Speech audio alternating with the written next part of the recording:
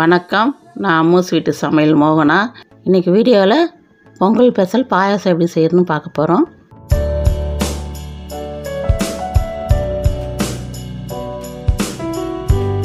பாயாசம் செய்ய தேவையான பொருள் பார்க்கலாம் வாங்க.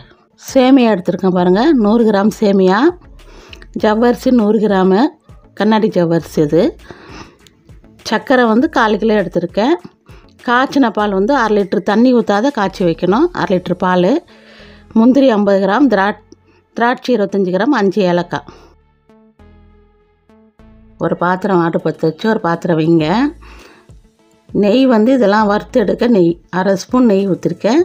கொஞ்சமாக தான் நம்ம நெய் தேவைப்படும். ஃபஸ்ட்டு சேமியா வறுத்துக்கலாம். சும்மா லைட்டாக வறுத்தா போதும், ரொம்பலாம் வறுக்கணும்னு கிடையாது. ஏன்னா நம்மளுக்கு வறுத்து நெய்யில் வறுத்து எடுத்தால் டேஸ்ட்டும் நல்லாயிருக்கும். நம்மளுக்கு சேமியாவும் ஒன்றோட ஒன்று ஒட்டாது. அதனால் நம்ம வறுத்து எடுத்துக்கிறது நல்லது. லைட்டாக வறுத்துக்கோங்க. அது ஏன்னா 1-2 கரிஞ்சிட்டுனா கூட நல்லா இருக்காது, வாசனை நல்லா இருக்காது. எடுத்துக்கோங்க போதும். நம்ம ஒரு பாத்திரத்தில் எடுத்து கொட்டிக்கலாம். சேமியா ஜவ்வரிசிலாம் வறுத்து செஞ்சால் நம்மளுக்கு நல்லா உதிரியாக நல்லாயிருக்கும். அதனால தான் இப்போ ஒரு 1/2 ஸ்பூன் நெய் விட்டுக்கோங்க. நம்மளுக்கு இந்த ஜவ்வரிசி நம்மளுக்கு அரிசி ஜவ்வரிசின்னு கிடைக்கும். நம்மளுக்கு மாவு ஜவ்வரிசி வாங்கக்கூடாது, அது குழஞ்சிரும். அப்படியே ஒரு மாதிரி இருக்கும். மாவு ஜவ்வரிசி வாங்கினீங்கன்னா, அரிசி ஜவ்வரிசின்னு வாங்கினீங்களா நம்மளுக்கு உதிரியாக வரும் பாயாசம். அதனால தான் உதிரியாக நான் இருக்கும். அந்த ஜவ்வரிசிலாம் நம்மளுக்கு நல்லாயிருக்கும், டேஸ்ட்டாகவும் இருக்கும். இந்த கிளாஸில் தான் நான் எல்லாமே அளந்துருக்கேன். ஒரு 4 கிளாஸ் தண்ணி ஊற்றிக்கலாம். நம்ம ஜவ்வரிசி லைட்டாக வறுத்தா போதும். 4 கிளாஸ் தண்ணி. நம்ம அளவு உங்களுக்கு மெஷர்மெண்ட் அளவு நான் சொல்லியிருக்கேன், 100 கிராம்ன்ட்டு. 4 கிளாஸ் தண்ணி. அதுக்கு 100 கிராம் ஜவ்வரிசிக்கு 4 கிளாஸ் தண்ணி ஊற்றணும். பால் 1/2 லிட்டர் பால். நம்ம தண்ணி ஊற்றாத, கொஞ்சம் கூட தண்ணி ஊற்றக்கூடாது, தண்ணி ஊற்றாத காய்ச்சி வச்சிடணும். இப்போ ஒரு 10லேருந்து 15 நிமிஷம் விடுங்க. ஏன்னா ஜவ்வரிசி வேக லேட்டாகும். இந்த சேமியா தான் எடுத்திருக்கேன், பேம்பினோ சேமியா தான் எடுத்திருக்கேன். ஒரு கொஞ்ச நேரம் வேகட்டும். ஏன்னா ஜவ்வரிசி வேக தான் லேட்டாகும், சேமியா நம்மளுக்கு சீக்கிரம் வந்துடும். அதனால் ஜவ்வரிசி மட்டும் வேகிறதுக்கு பார்க்கணும். இப்போ நம்ம ஜவ்வரிசி வேக வைக்க சொல்ல நம்ம பால் ஊற்றிருந்தோமா பொங்கும். அதனால் தண்ணியில் வேக வைக்கிறது. இப்போ நம்ம சேமியாவை கொட்டிடலாம்.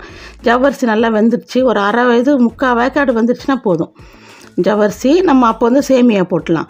சேமியா போட்டு இந்த மாதிரி ஊற்றி விட்டுருந்த பாருங்கள், சேமியா ஒட்டாது பாருங்கள். நம்ம போட்ட உடனே ஒன்றோட ஒன்று ஒட்டாமல் வரும். அதனால தான் நெய்யில் லைட்டாக வறுத்துக்கணும் நம்ம. இப்போ நல்லா கொதிக்குது பாருங்கள்.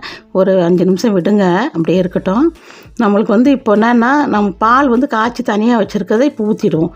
நல்லா சூடாக தான் இருக்கும் பாலும். அது சூடோடு ஊற்றிடுங்க. ஊற்றி நல்லா கலக்கி விட்டுருங்க. இந்த அளவுக்கு தான் ஈஸியான வேலை தான் நமக்கு பாயாசம் செய்கிறதுக்கு. ஆனால் அந்த மெஷர்மெண்ட்லாம் கரெக்டாக போட்டால் நல்லாயிருக்கும் நம்மளுக்கு டேஸ்ட்டாக.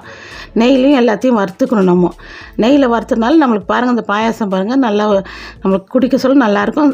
ஜவ்வரிசி 3/4 வேக்காடில் நம்ம சேமியா போடணும். சேமியா சீக்கிரம் வந்துடும். சேமியாலாம் வேகலாம் லேட் ஆகாது. ஏலக்காய் தட்டி போட்டுக்கோங்க. ஒரு 5 ஏலக்காய் எடுத்து வச்சுருக்கேன், அதை போட்டுக்கோங்க. முந்திரி 50 கிராம், திராட்சை 25 கிராம். ஏன்னா திராட்சை நிறைய போடக்கூடாது, புளிப்பாக இருக்க மாதிரி இருக்கும். அதனால் திராட்சை கம்மியாக இருந்தால் போதும். நம்மளுக்கு சர்க்கரை 1/4 கிலோ சர்க்கரை எடுத்திருக்கேன். உங்களுக்கு இனிப்பு ஜாஸ்தி வேண்டான்னா 200 கிராம் போட்டுக்கோங்க. நான் 1/4 கிலோ போடுறேன். 100 கிராம் ஜவ்வரிசி, 100 கிராம் சேமியா, அது 1/4 கிலோ சர்க்கரை போடுறேன். அப்போ தான் இனிப்பு நல்லா டேஸ்ட்டாக பாயாசம்னாலே நல்லா இனிப்பாக இருந்தால் நல்லாயிருக்கும். உங்களுக்கு இனிப்பு ரொம்ப கொஞ்சம் நார்மலாக கம்மியாக வேணும்னா நீங்கள் 200 கிராம் போட்டுக்கோங்க சர்க்கரை. கரெக்டாக இருக்கும். இந்த அளவு தண்ணியாக தான் இருக்கணும் பாயாசம். அப்போ தான் கரெக்டாக இருக்கணும். சூடாக இருந்தால் கொஞ்சம் இறுக்கிடும். அதனால் இந்த அளவு இருக்கட்டும். நீங்கள் கரெக்டாக 4 கிளாஸ் தண்ணி, 1/2 லிட்டர் பால், 100 கிராம் ஜவ்வரிசி, 100 கிராம் சேமியாவுக்கு 4 கிளாஸ் தண்ணி.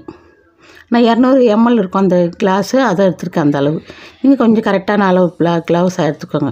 கிளாஸ் நீங்கள் உங்கள் வீட்டில் இருக்கிறது பெருசாக எடுத்துக்கோங்க. இந்த பாருங்கள், இந்த அளவு இருந்தால் போதும். ரொம்ப கட்டியாக இருக்கக்கூடாது, ரொம்ப தண்ணியாக இருக்கக்கூடாது. இது பாருங்கள், நம்மளுக்கு சேமியாவும் தனியாக அப்படியே இந்த ஜவ்வரிசியும் தனியாக தெரிகிற மாதிரி இருக்கும் பாருங்கள். எதுவுமே அப்படியே கஞ்சி மாதிரி வராது. இப்போ கொஞ்சம் நம்ம முந்திரி திராட்சை மட்டும் வறுத்துக்கலாம். நெய் ரொம்ப வேணான்றவங்க, ஆனால் நெய் ஊற்றி தான் வறுக்க முடியும். நெய் இல்லாமல் வேணால் பாயாசத்தில் ஊற்றிக்கோங்க வறுத்துட்டு முந்திரியை. நான் நெய்யோடு தான் ஊற்றுவேன். ஃபஸ்ட்டு முந்திரி போடுங்க.